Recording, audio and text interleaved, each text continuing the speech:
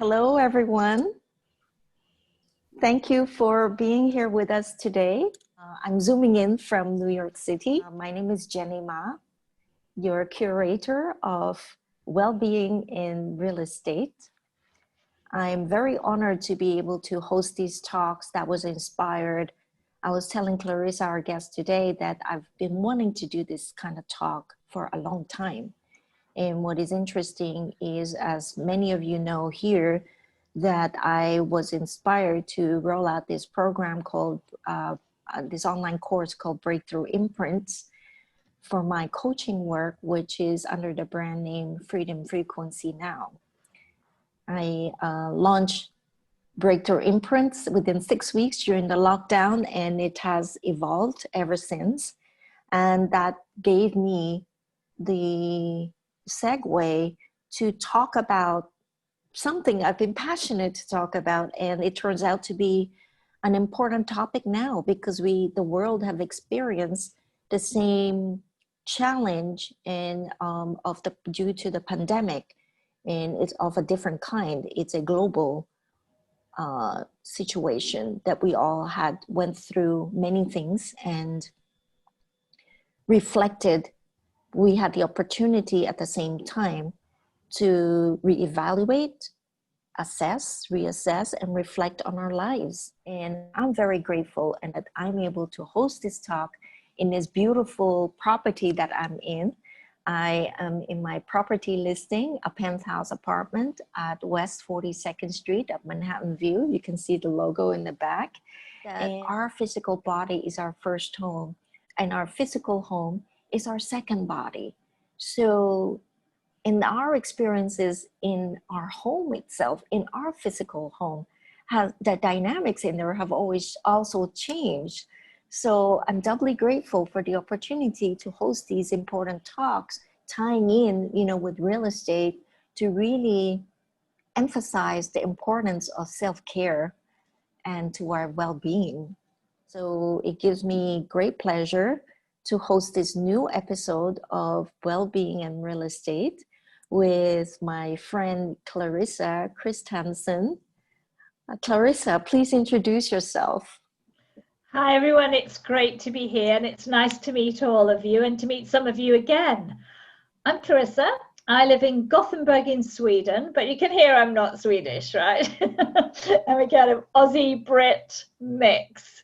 And I work as a women's transition coach. So I help midlife women who are going through a lot of life changes, really go through those changes and come out being the vibrant, wonderful, energetic women that we can be. So we can really grab the other side of life and run with it. Now that we're going to live till we're 80, 90, we're going to have a fabulous time on that side of our lives, but we need to go through some big changes in major parts of our lives when we're in our kind of 40s and 50s.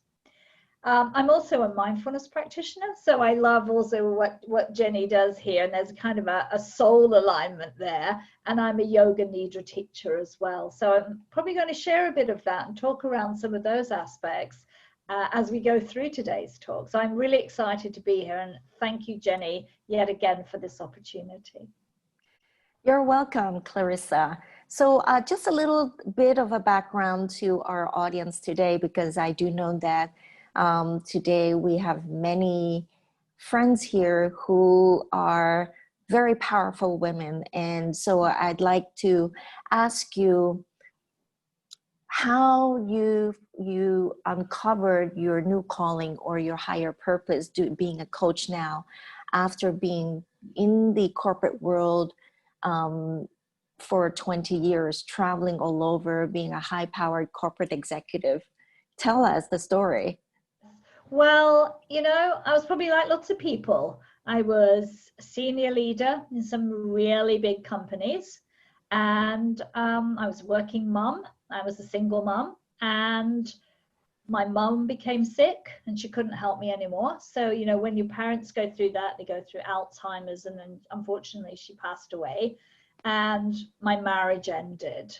And I moved, like you do, well, not like you really do actually. You don't usually emigrate to Australia with a 7-year-old and a dog, but I did, and I had a career there. But I actually burnt out after 10 years. I was just working in a difficult environment, together with being very stressed and in menopause, and the whole thing just went bang eventually. And I realized that I couldn't continue in that way, to live that way, and I had to start to look at, what am I here, what do I believe in, what are my values, and how do I realign myself back to a real purpose in life. And that's what I did. And then I went back and really spent a long time going deep inside myself and learning to love myself, because I had very little self-compassion. I was a people pleaser, and I put everybody before me. And so I had to learn the hard way, but I hope that lots of women, through me sharing my experience and working with them, don't have to go to the bottom to come back up and thrive. Just for the audience to know, we are recording this live Zoom. It would be lovely to show your pretty faces, the beautiful women online, to empower other audience who would be coming on. So that's the intention of this Wellbeing and Real Estate Zoom talk, to be able to share this content to other people, not just women, but men, to also understand, and for me to be able to bring this out in the open, to talk about important aspect on our life as we evolve as human beings, as women. I think, to me, this is the higher purpose of this intention and objective of doing this. It's really to empower one another, and so that as we are well with our inner world. So the concept is to connect to our physical body, which is our first home. So to get that understanding, to align to that connection on how everything around us is so interconnected, in that we have the capability to be in control of our life as we understand who we are, by being present to our inner world. Our inner world has a lot of things going on, and those things that are going on are called emotions. Emotions that are there for us to live and experience life, to receive and experience. We have a need to manage those emotions, because if we do not, then our life becomes chaotic and problematic. That if we don't take the time to understand that, then we will not be able to feel whole. We will always be wondering. But as we spend the time to understand, then we're becoming, closer and closer. And as we understand ourselves more, our world suddenly feels expanded. So this is the intention of our talk today. Clarissa, we did have a question from an audience earlier. Question: I'm interested in how to balance work while being a good mom and a good wife, and not lose yourself in the process.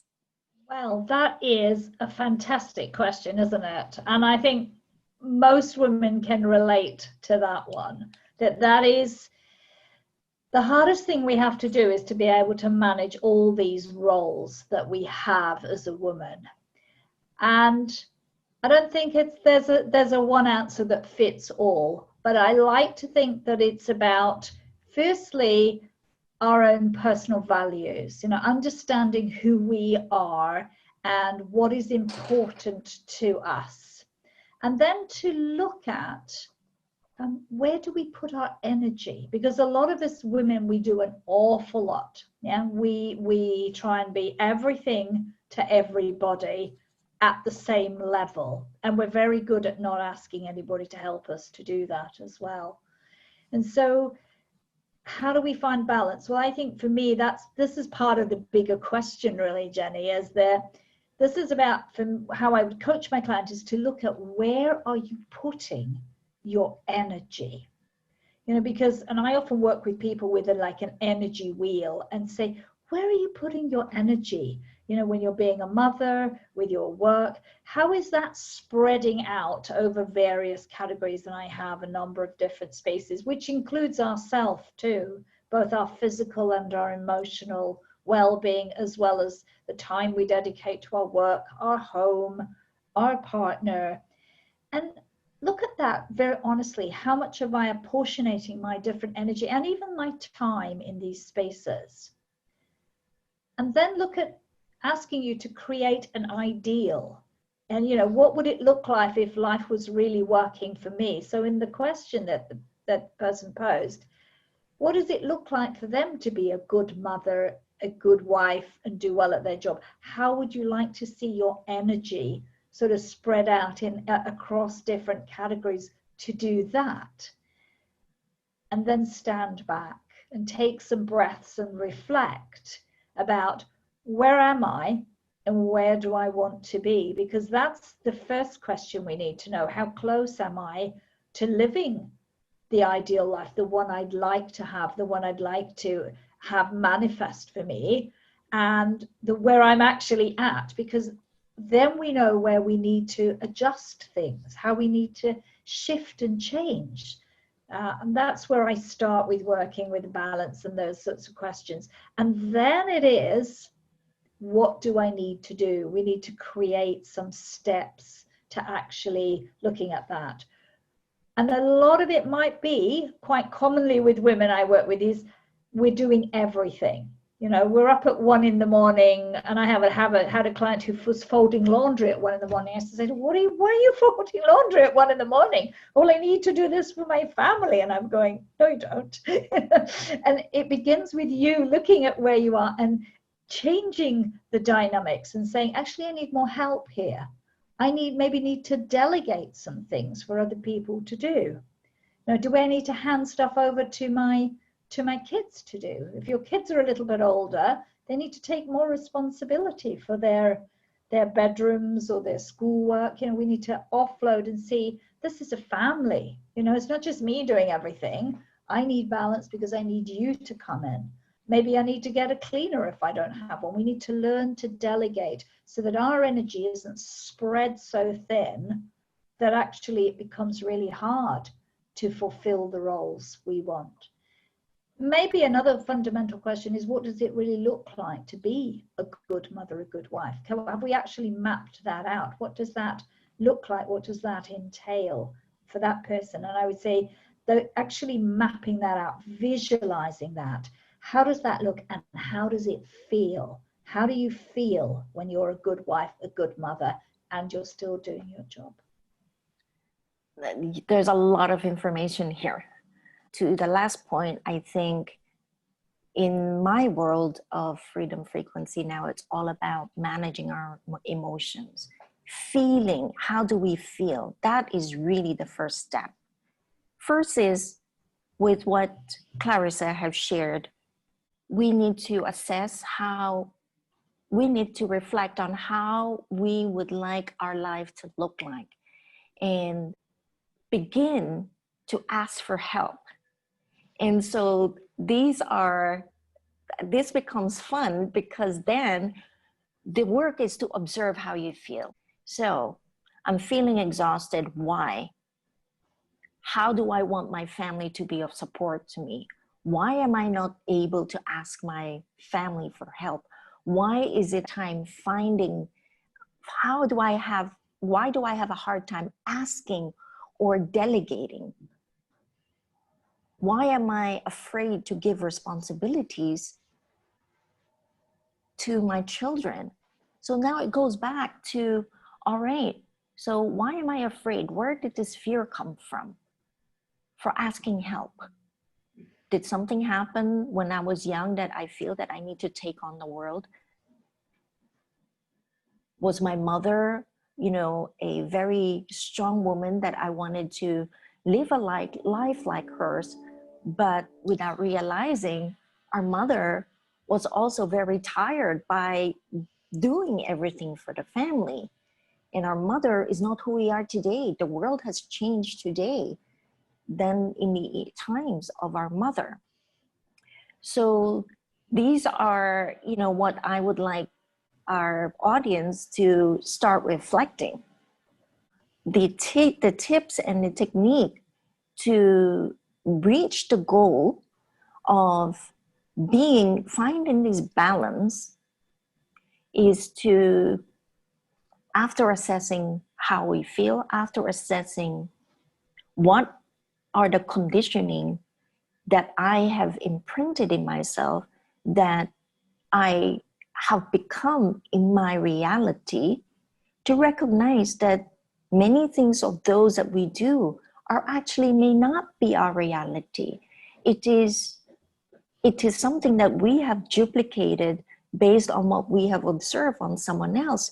Therefore, if there are traits of that, those are not your reality. Those are not who you are. If I had a situation like that, I would say that I have been living in reality of my mother, because she was a mother in my context to this question. Well, after recognizing those, to say to ourselves that, all right, I understand what my mother did is not who I am, but who am I truly am? What do I really want? What has changed in today's world that is different to the time of our mother? Those are the things that we can start looking and to then from that understanding, we can then start projecting, what does a good mother look like? What would it feel like to project that it actually is already happening in our life, and then work backwards to these steps, the next steps that we will be talking about. Does that make sense to you, Clarissa? It makes sense to me.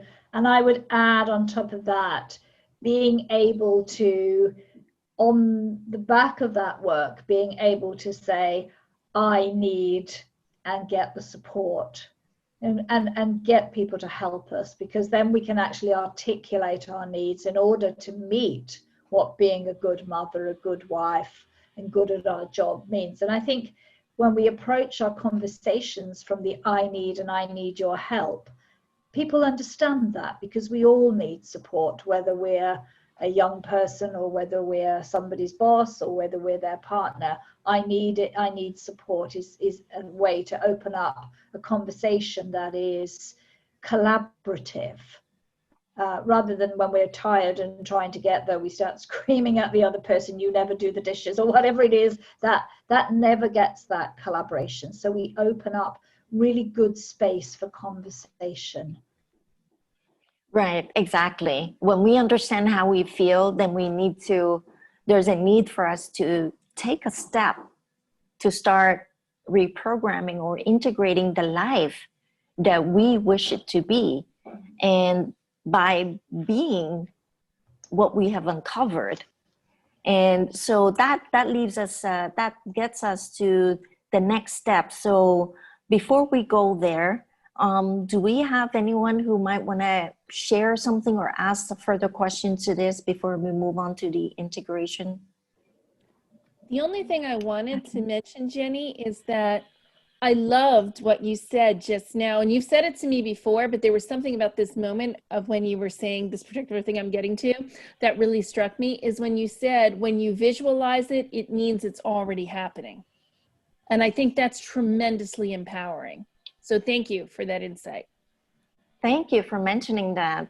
So just to elaborate a little bit more to what Kathleen has picked up on what I said, is because as we all know, as we might have come across many different techniques, or hearing people to say, all right, manifest something, think positive so that your life can change.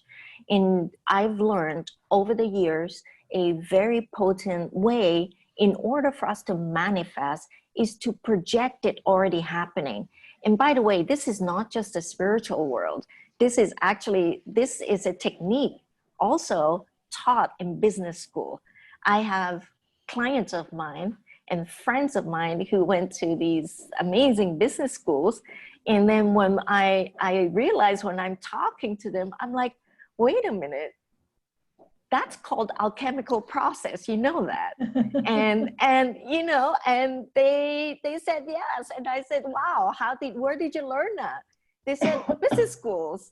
So you know, it really is, you know, it's all about language. You know, what the right way to manifest in life, there is this law of nature. And so the fact that a client of mine and friends of mine have mentioned how what they do at night before they sleep is they project that it's already happening and they work it backwards. So I started laughing, and then it gave me even more confidence to say, wait a minute. So there is science to it. It's not just intangible, but people really do use this as a practice. Clarissa, give us some examples if you might have. Well, I think one of them is athletes. I mean, they actually always visualize that they're going to win the race or at least finish the race. They set that up as part of their training.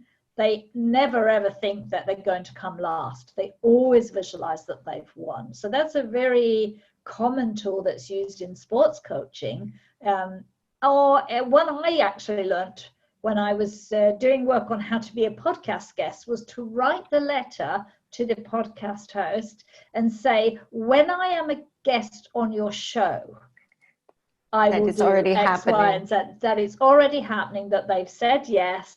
And that is setting yourself up with the firm belief that you're here already. This is going to happen. It's not something I'm wishing, and I've put my mind in that space.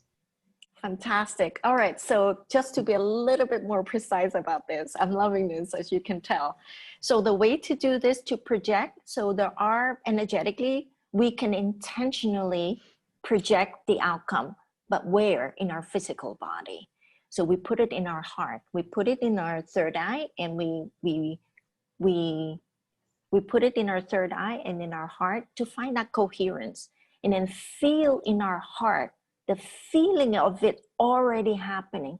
How would you feel when you are winning the race? How would it feel to you when you are the perfect mom or the perfect friend, the perfect daughter, perfect wife that you want to feel?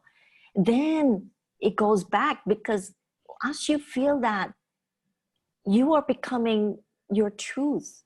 As you feel it in your heart. So if you deliberately practice using this technique and focusing it in your heart, then what you're going to be feeling besides the actual projection is you're going to start feeling already what you want to feel.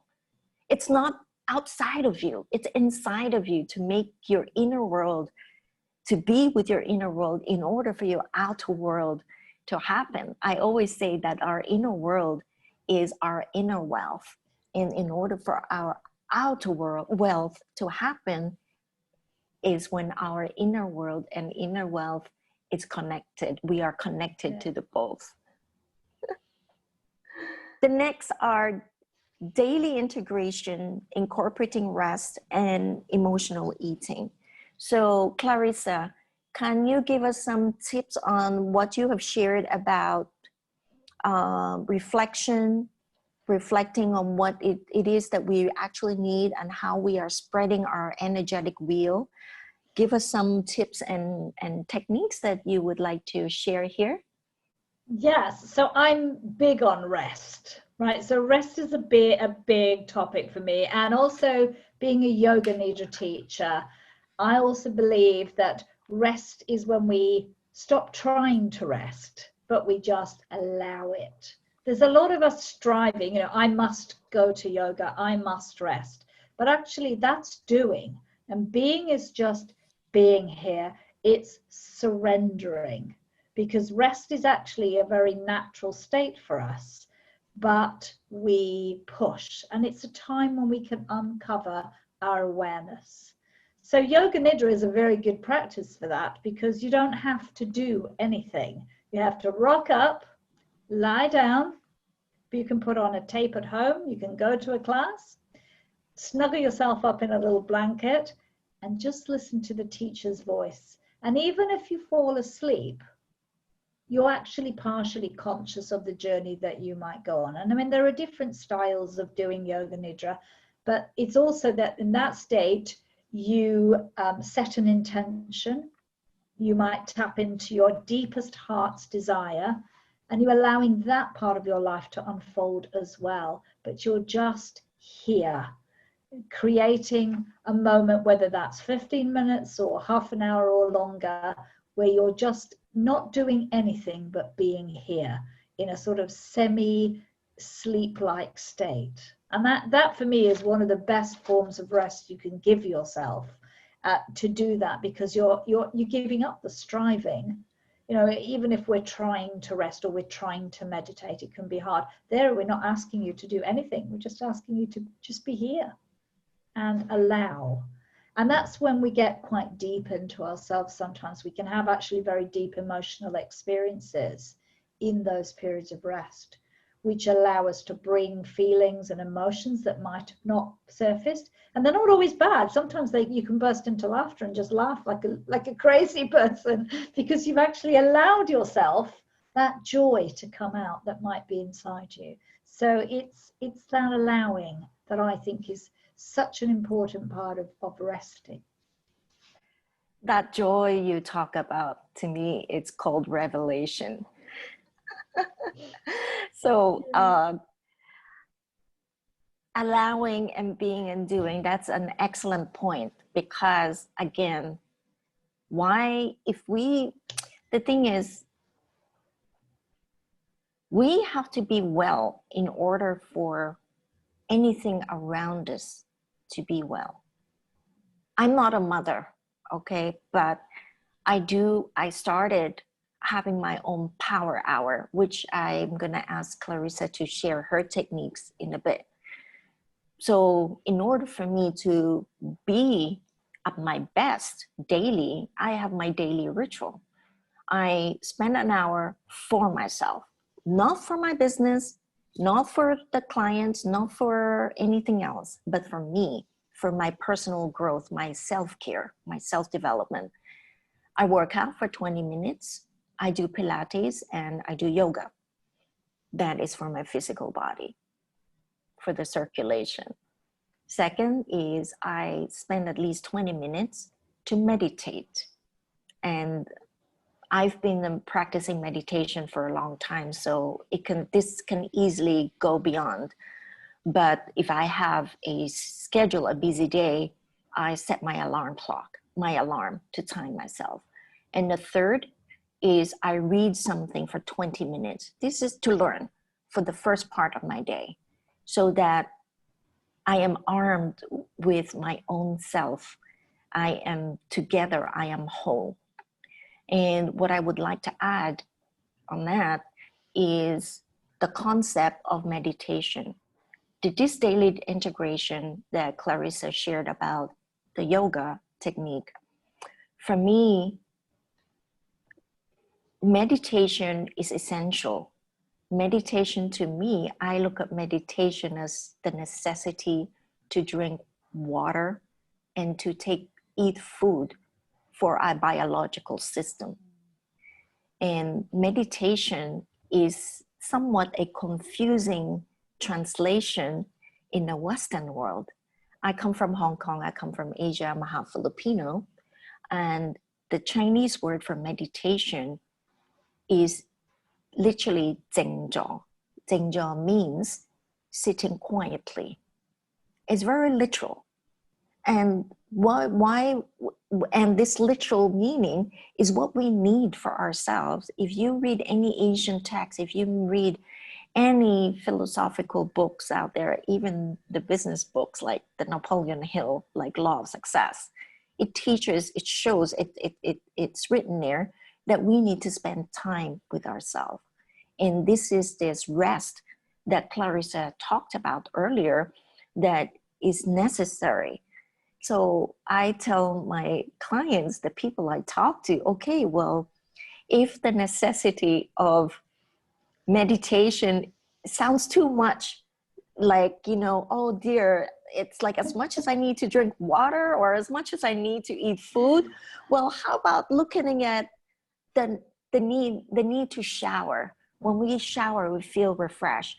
It's the same thing. When we allow ourselves to be with ourselves, just to observe, start by observing how you feel, just by embracing and spend time to nurture and honor your feelings. That's really the work. That's all it's all about, so that we can understand ourselves better, so we can see what have been in our way, so we can see what are the elements in our habit or pattern in our daily life actually does not belong to us, that we are functioning from the past in order for us to be strong in our present life.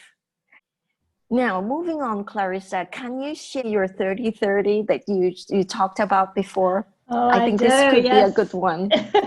So one of the techniques that I teach my clients, and I do, maybe I don't do it quite the same now that my son is a grown young man, but I used to practice something called the 30-30-30 rule. And I used to give my son 30 minutes every day where I paid full attention to this child, so that he could download his day to me, that I wasn't looking at the phone or the TV, but he actually talked to me. And we have a great relationship because we do, and we actually still talk to each other most days. But it's just, he gets a chance to tell me everything that he needs to tell me about school and everything that's happened, and I just listen. Then I used to do 30 minutes with my partner, and we have a conversation with each other, so that we can tell each other things in peace and quiet that we just need to talk, not while we're cooking dinner or doing anything else, just 30 minutes. And then I made 30 minutes for myself. And in that half an hour, that's when no one else is allowed to disturb me, right? No one's, and people know this is your time. We don't come in and shout, "Mom, where are my socks?" or anything else as young people do. But I had 30 minutes where I can sit. As Jennie said, this is the time to just be. And I would either meditate more formally or just sit quietly with my thoughts, maybe journal and write things out. Sometimes I'd listen to music. I mean, I think it's just the 30 minutes that I've dedicated to myself, which is totally me time, no thinking, and not trying to do things when I'm doing that. It's quiet. I just have a quiet space, and I'm just giving and honoring my inner self. And knowing that what I'm looking for, I think, is already here inside me if I allow it to come out. The daily integration, like Clarissa mentioned, journaling is a very powerful tool. We, as women especially, we are very sensitive, more sensitive just because of our biological nature. Not that men are not, but men are sensitive in a different way. The benefit of journaling is to communicate with yourself, your inner self. Then as we write down how we feel about our day, what happened, then we go into a deeper, richer introspection with ourselves to understand ourselves. You know, like when I journal, I journal occasionally. I don't journal every day. I journal like maybe a few times a week, because I was journaling a lot before. I downloaded a lot of stories. And so I need to give my hand a rest, because I love to write, by the way. By the way, I highly suggest to write, because the power of your hands is receiving directly from creation.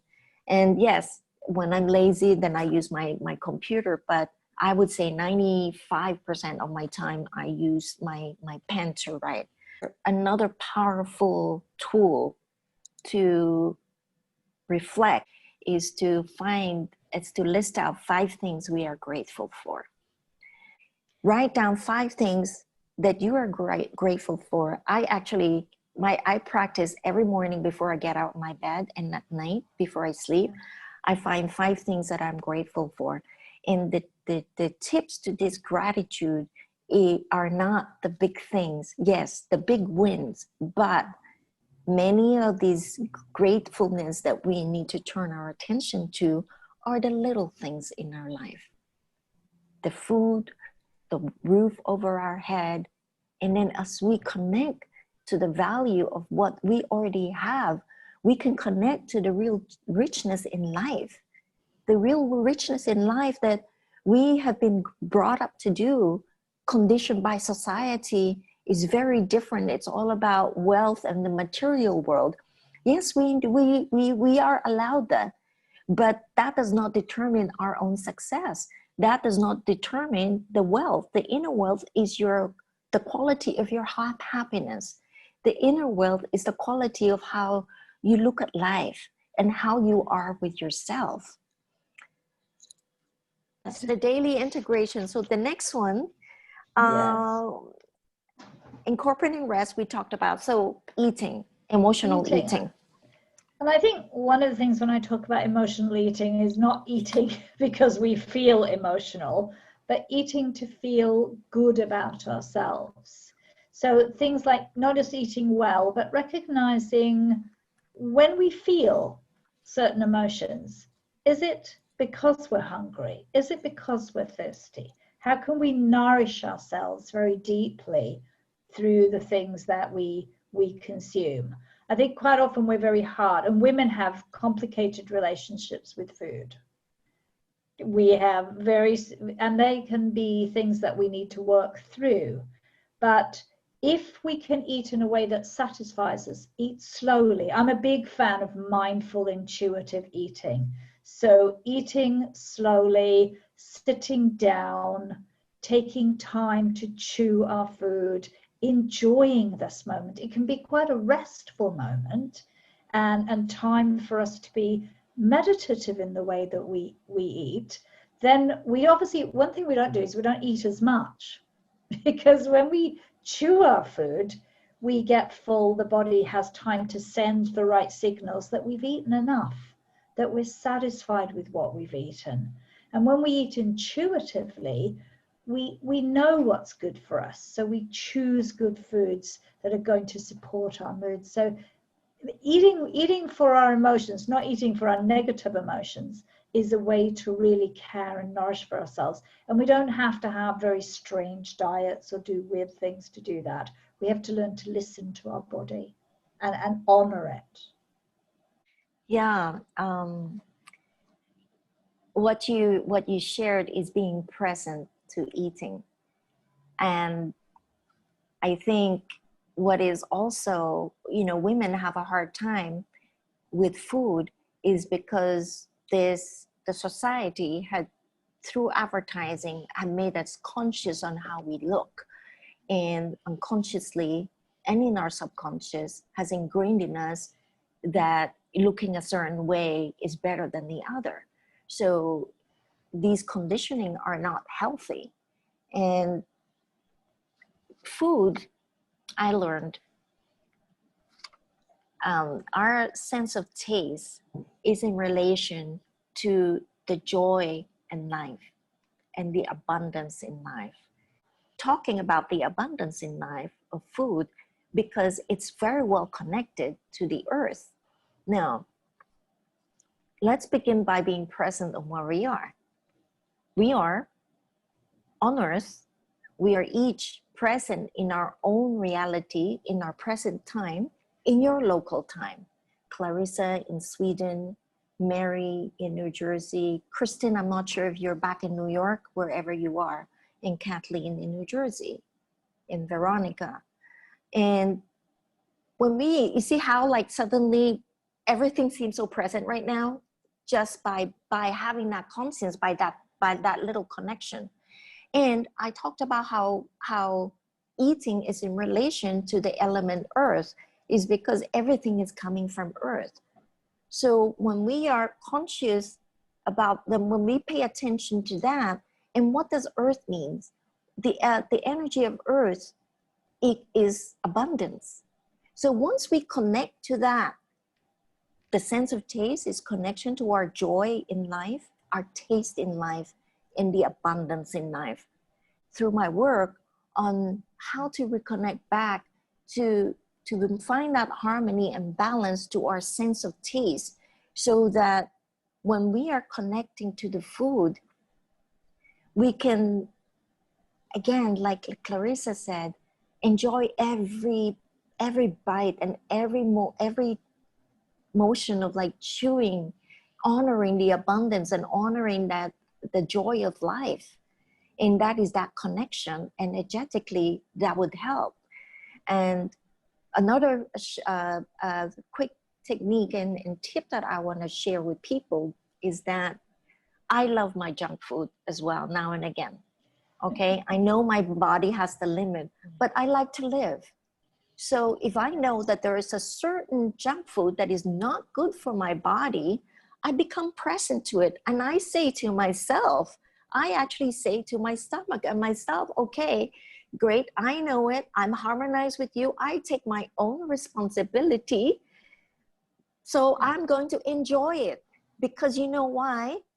By doing this, in the back of our head, these stories subconsciously in our unconscious are playing this guilt story, saying, oh, you shouldn't eat this. I don't want to eat this. I want to eat this. I feel guilty, blah, blah, blah. And this is why our diet affects us, is that a diet affects us is not really 100%, because of the food we eat. It's because how we consume it energetically, how we are judging ourselves, how we are consuming it inside plays a huge difference. So the tip is just be present and enjoy. And of course, we all know there are moderations, but if there's a need to eat something, be very present and come to gratitude with that, where the food is coming from. All right, and so with a few minutes left, our last topic is connecting to your inner power in this new normal.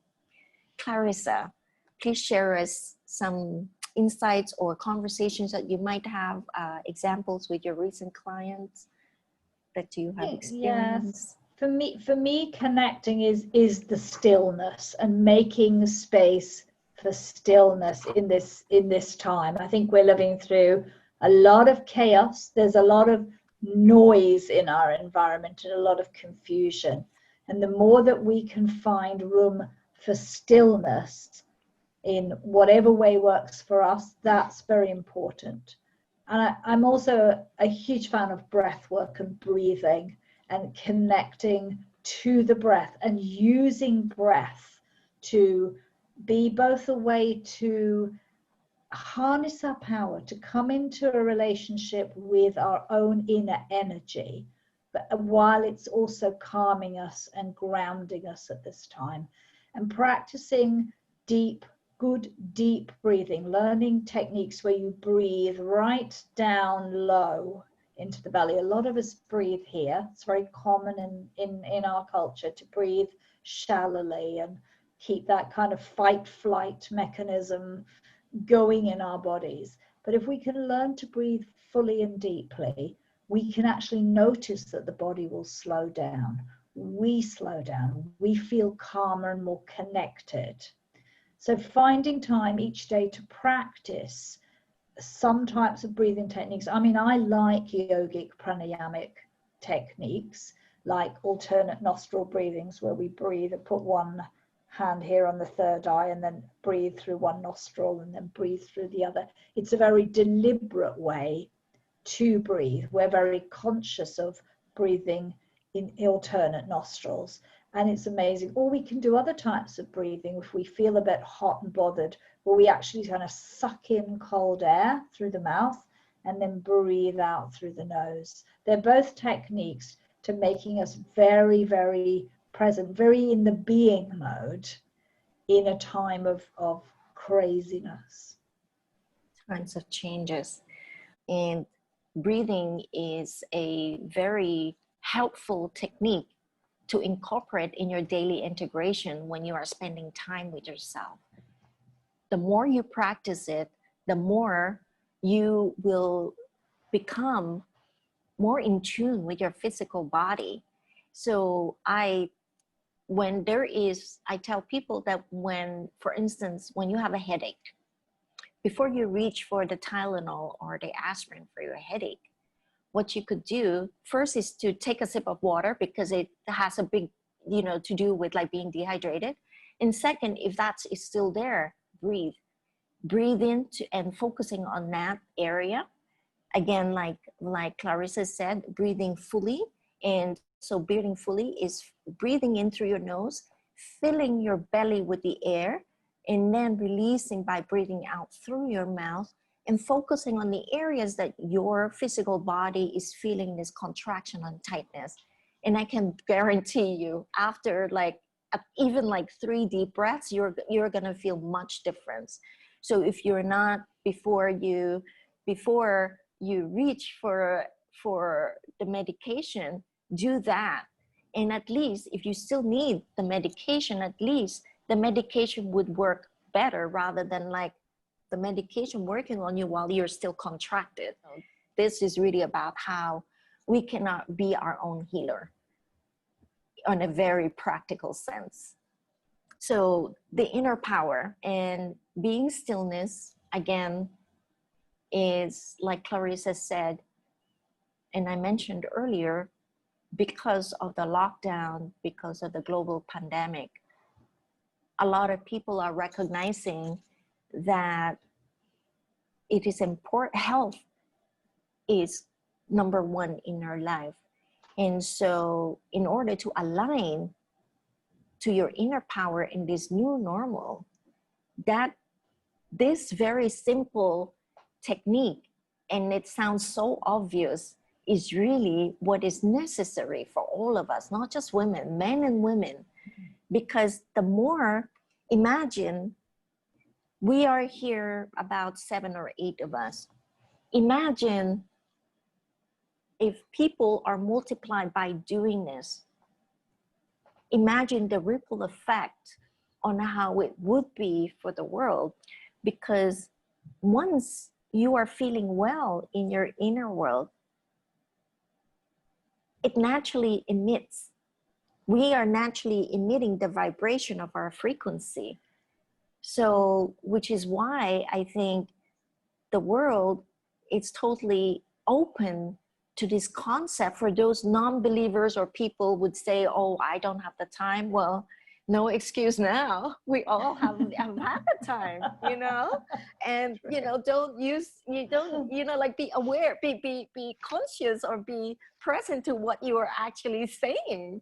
You know, don't tell me today you are still the same person as you were at the end of last year.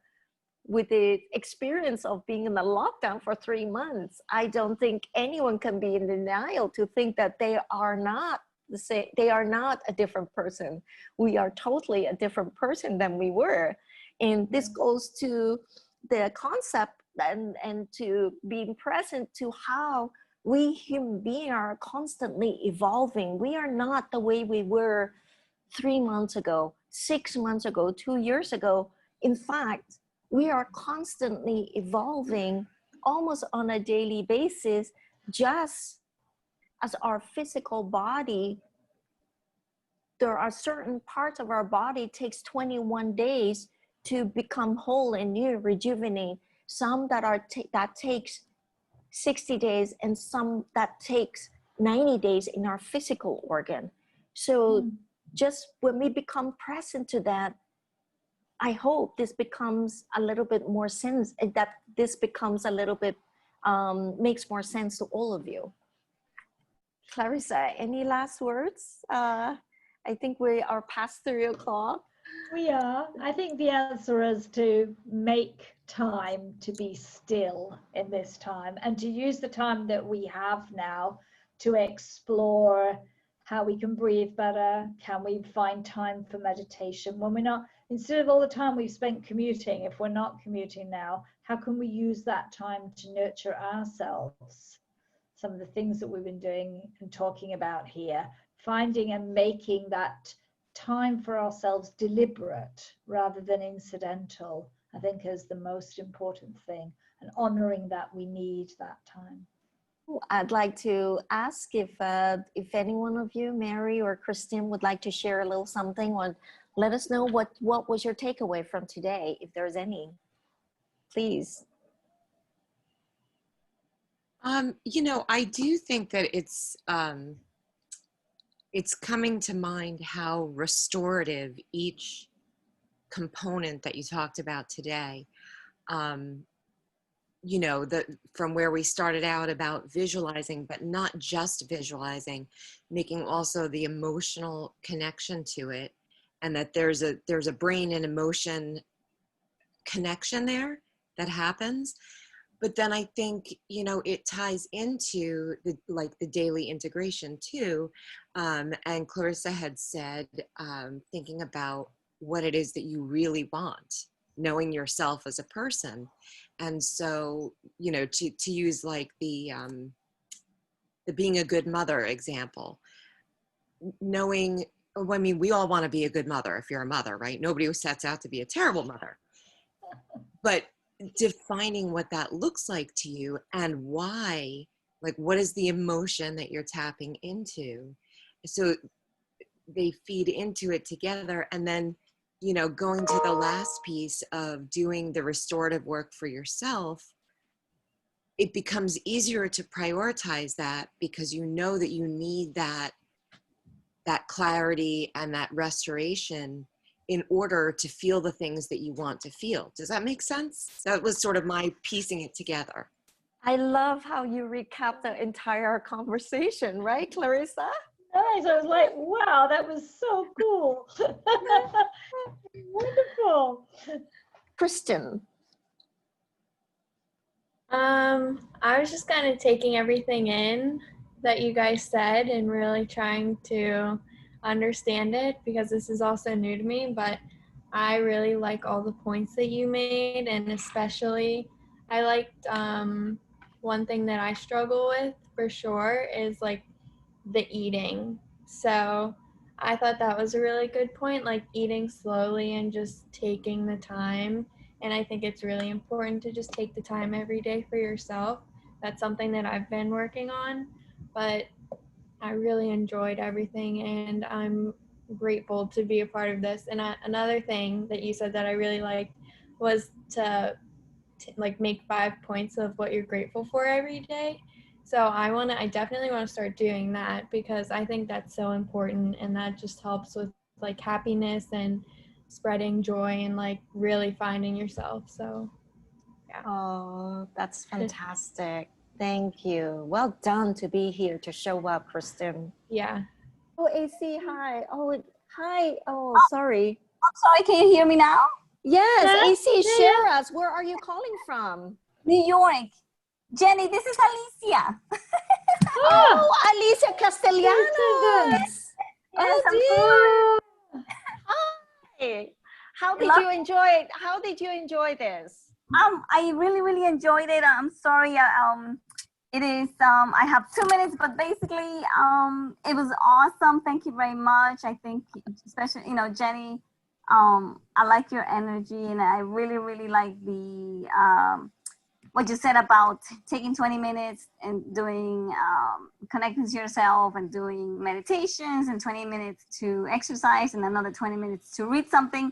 I've always wanted to do that, but I always start my day kind of crazy. But I maybe I just need to get up a little earlier and take the time for myself, or maybe even doing it at night, right? And like many of us, we have multiple things that we need, multiple tasks, and many things that we need to handle with our business. When I started incorporating this, all the busyness that I think that I need to do, the overwhelmness suddenly just dissipates. Yes. We need to be gentle with ourselves at the same time. And again, like I said, small bites, but once you have the hang of it, you're going to be addicted, and it's a good addiction. Clarissa, you want to summarize the 3 tips quickly? Oh, wow. I think there we were. I mean, didn't Mary do that well? But it is this sense that we do need to honor the need to rest, and not to push to make rest something we have to do, but to allow and make space in our lives for that to be here. That we have some daily integrations, however we do those, that's for each of us to uncover what works for us.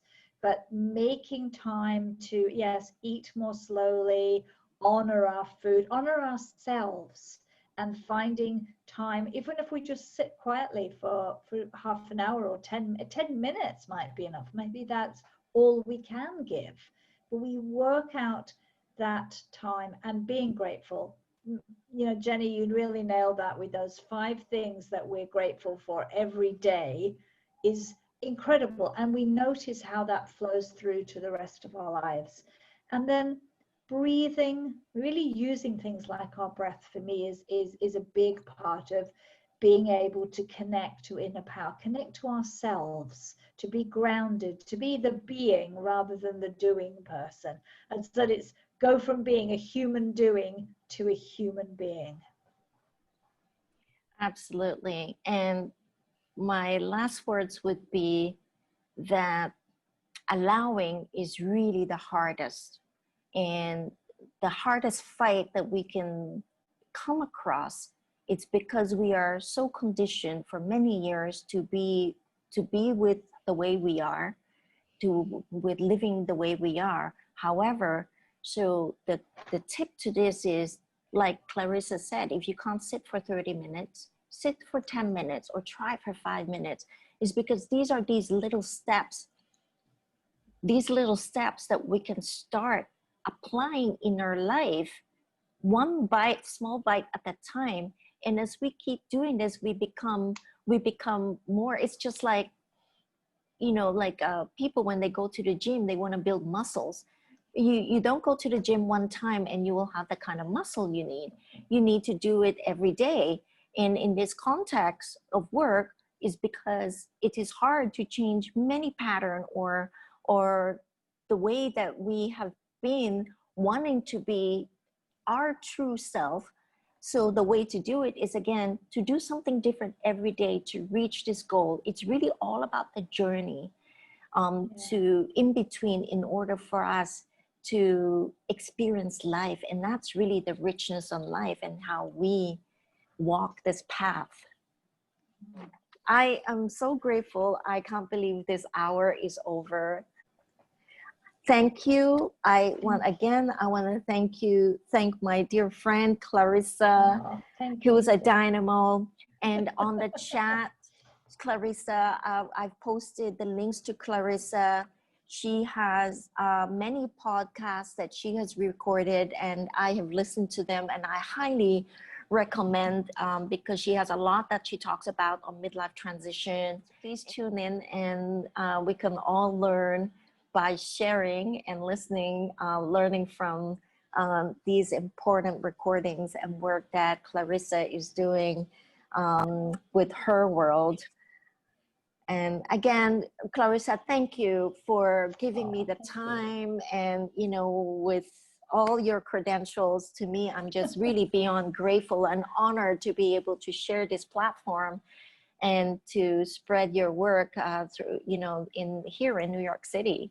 And thank you, Jennie, for just being such a wonderful host and pulling together people and making this come together. And I thank you. Yes, thank you. And thank you, ladies. We hope to see you next time. I will be sending you the invite for my next talk in 2 weeks. And we hope to share this recording very soon. Veronica. It's a pleasure. Thank you. Thank you all so Mary. much. Thank you all. Bye. I'll be talking to you.